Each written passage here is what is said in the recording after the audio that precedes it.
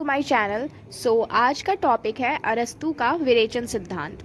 अरस्तू का विरेचन सिद्धांत। विरेचन जो है वो यूनानी कथा शीर्ष का हिंदी रूपांतरण है। यूनानी चिकित्सा शास्त्र का पारिभाषिक शब्द है कैथासिर्स और भारतीय चिकित्सा शास्त्र का आयुर्वेद का पारिभाषिक शब्द है विरेचन। विरेचन सिद्धांत द्वारा अरस्तू ने प्रतिपादित किया कि कला यानी कि आर्ट और साहित्य के द्वारा हमारे दूषित मनोविकारों का उचित रूप से विरेचन हो जाता है।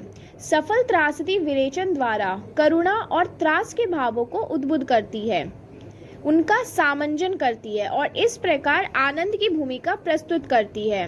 विरेचन से भावात्मक विश्रांति ही नहीं, भावात्मक परिष्कार भी होता है। इस तरह अरस्तु ने कला और काव्य को प्रशंसनीय, ग्राह्य और सायाश्रक्षणीय सिद्ध किया है। अरस्तु ने इस सिद्धांत के द्वारा कला और काव्य को की महत्ता को पुनः प्रतिष्ठित करने का सफल प्रयास किया है।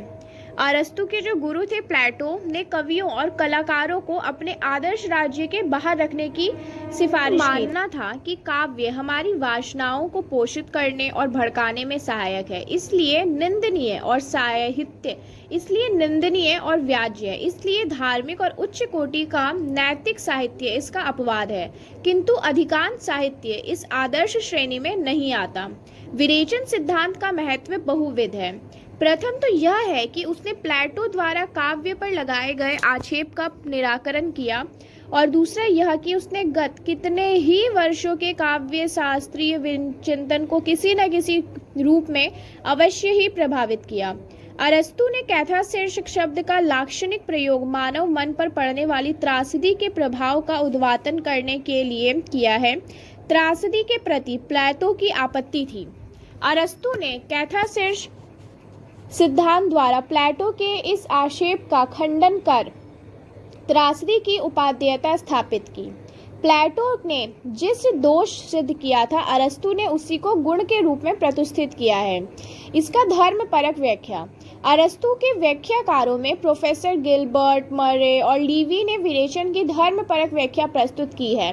धर्म परक अर्थ की यह एक विशेष पृष्ठभूमि है। इसका संबंध धार्मिक उत्सवों से है।